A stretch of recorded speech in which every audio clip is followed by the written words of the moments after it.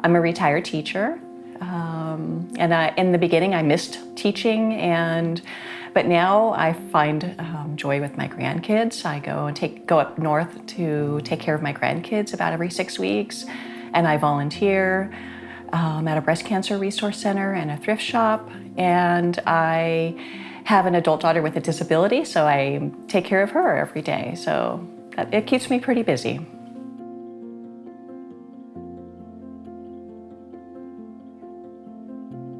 I was diagnosed in May of 2003 with stage 3B breast cancer, and I did all the routine treatments, surgery, chemo, radiation, and then the endocrine treatment.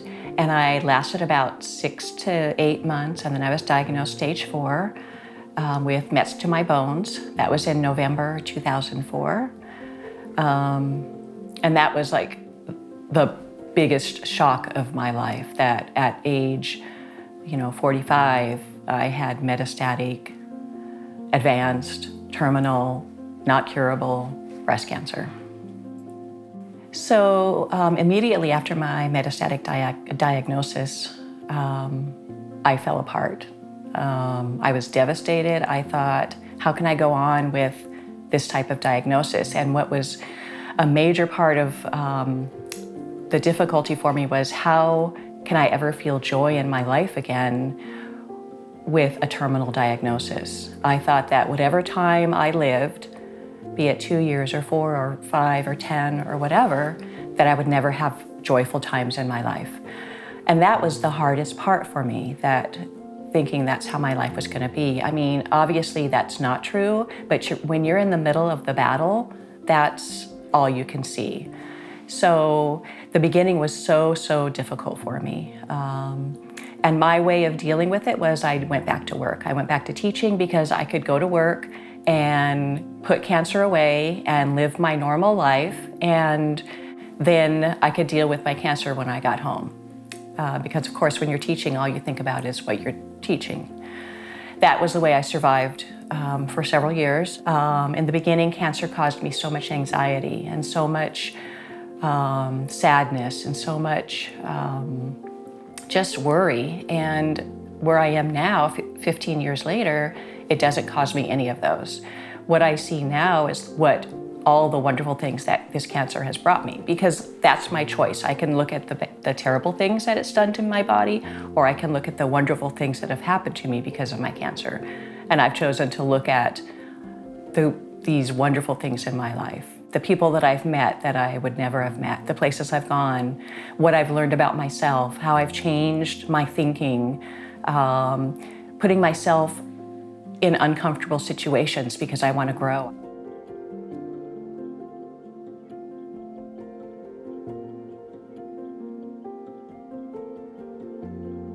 My husband, Ray, who we've been married 38 years, he will protect me no matter what. I've been in situations where I haven't been able to talk for myself, and he goes in there and he doesn't worry about anything, and he says, she needs this. Why aren't they doing this? We need a different room. I mean, whatever it is that I need, he will go in there for me and fight for it. And that's so good for me because I can't do that. Even in my best times, it's hard for me to do that, but he'll do that for me wherever we are.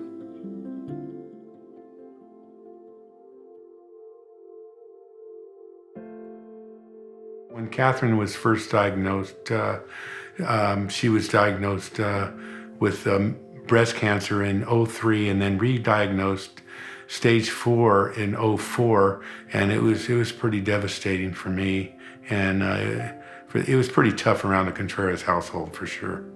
At first, it was a lot of questions of why and why us. You usually think of it happening to somebody else, but after a period of time, then we started looking at it in a different perspective, and we started thinking of how we can make our lives better, and then we started meeting new people, and we started just looking at the positive outlook instead of the negative, and I think that's really helped us. It's made our our life great, because of that.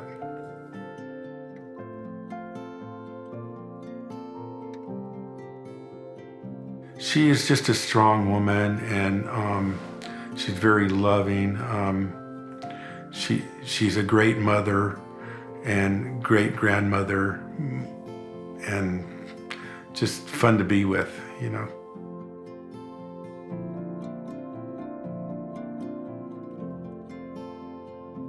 So my husband and I met in a bar when I was 18 and he was 21. So I don't know how that happened, but it's funny. We met in a bar in Santa Ana, California, and he actually met my friend and I met someone else, and and then we got together finally a few months after that. And so we've been together ever since. I think, we have the same goal in mind, in common. We want to be a team, and we have this family that we're working with. Even though our children are grown and we have grandchildren, you still are looking towards that family. I think we're opposites in a lot of ways, so I think that's sometimes why there's some difficulty at times, but everybody has some difficulty, and it's your perseverance and push through and get to the good stuff. So I think it's that we're like goal oriented towards we want this family to be the best it can be. I react a lot quicker than my wife does to certain things. That A personality kind of comes out in me sometimes and she just take it easy, just calm down. True. Give it time.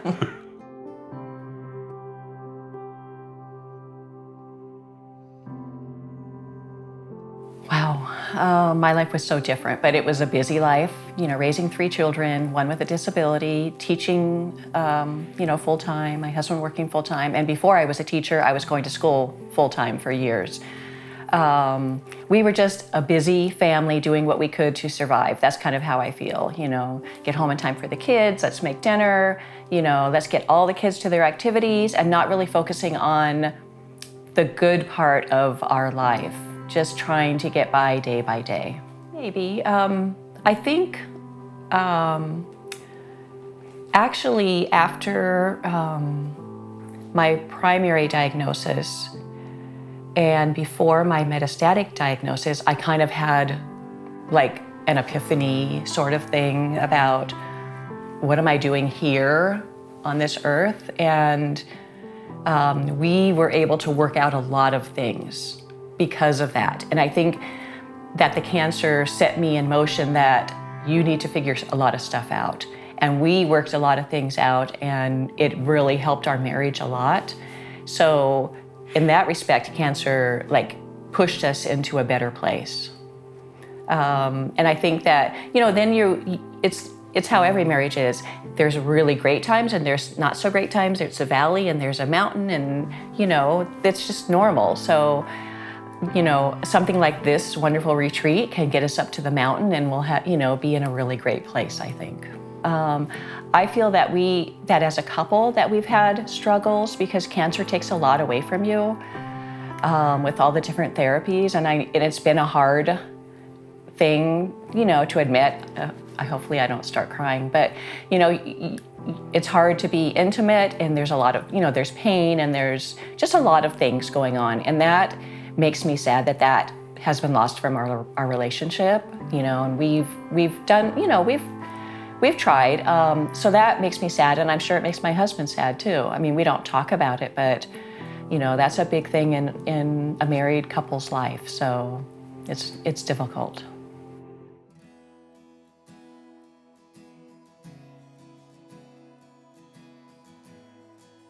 Okay, I can tell them what they should do. That doesn't necessarily mean that I do that, because I have a personality trait where I don't talk about my feelings. And that's just who I am. And I'm working on it. I always want to grow and, be better. But you need to talk to each other about what you're feeling. Maybe one person is feeling, they're maybe in the denial stage, and the other person's in the anger stage, and you can't figure out why your spouse is not feeling the way you're feeling. And then you're like, what, am I doing what am I doing here that's not right? So if you can talk more to each other and let your spouse know how you're feeling, all it can do is help.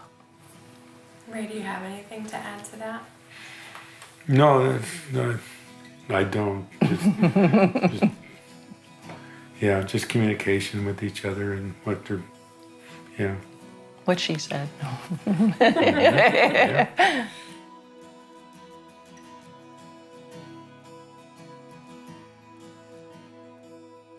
I think for emotional and social support, I have a lot of friends that have metastatic breast cancer, and I can go to them because they understand me. They understand what I'm going through. My family, offers me support and love, but they really don't understand. In fact, a few years ago, about 4 or 5 years ago, I was at my sister-in-law's house, and I had said something about being on disability because I'm metastatic stage 4. She goes, "Katherine, you're stage 4?" And I'm like, yeah, so sometimes they don't understand what it means. But people that are going through it, they certainly understand. So those are the people that I can go to for emotional support, like I'm having a hard time with this. Have you gone through this? Or, social support, and just friends. It's just great to have friends like that. Well, yes, I'm known for keeping my feelings in, and especially I feel like I need to protect people around me, so I'm not going to let them know that I'm thinking about dying or I'm thinking about what my family's going to be doing without me, because I feel like that's going to make them too sad. So I don't tell people that I'm having those feelings, and I don't think we, my husband and myself, even have talked about those feelings. Or about, I used to say, I'm going to be young when I die and you're going to be left without me. He goes, no, we'll be sitting in our rocking chairs, which he's right now, rocking away. But I didn't believe him. I thought I would, be gone by the time I was 50 and then he would be left. I can talk about the surface feelings, but the deep feelings are really difficult for me to talk about. And I'm usually afraid to let people see inside of me. I want to do it, but it's difficult for me. So, I'm working on that. But we don't have conversations about cancer. I don't remember really having any conversations, like a deep conversation about having cancer. Ray, are you okay with that? Yeah, well, we talk about things that are going on, Right. But we don't really discuss like death or anything like that. We just, it's always like when we're going to go to our next this or that, and what meds we're taking and stuff like that. So that's basically our conversation as far as, what we're going through. I think sometime in the future, right now I feel that I don't have that urge to have that conversation, but I think there will be a time in the future where I'm getting to a point where I want to have that conversation, and I want, I would love for him to be available, and I'm probably going to need a little bit of help somehow to have that conversation, but I know I really want to have it. I want people to know how I feel and, what's inside of me that I can't let out right now, that I'm, too protective of, but I would love to have, I know I'm going to need that conversation in the future. I know that it makes her sad, so I try not to go there,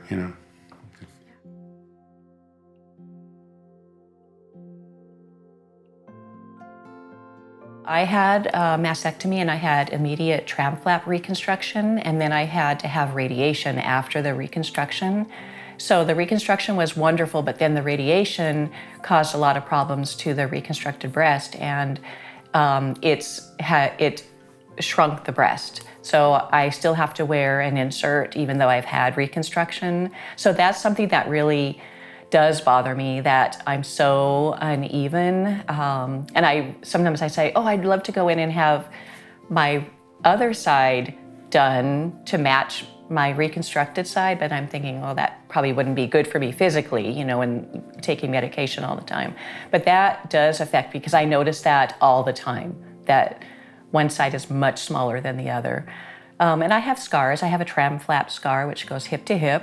I now have a hysterectomy scar that goes up and down. But you know, they don't bother me very much. It's more of the asymmetrical aspect of my breast that bother me. Like what I mentioned earlier, he's a great advocate in the medical setting, and you know, exactly what I need because I'm the complete opposite. I mean, I think our communication could be better, and I don't know if it necessarily has to do with cancer or not, but I think that we could both communicate better, and that would make a better relationship. I think that's it, yeah. I mean, we're committed to this relationship and we love each other, but I think it could be better with some communication. Right? Sometimes she doesn't even have to say anything. I already know what's going on, and so I try to do, you know, whatever it takes to make it happen without her having to say anything. So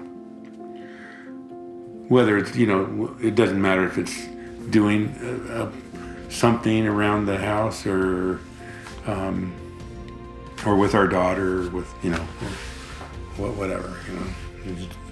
I try to be proactive in that area, so.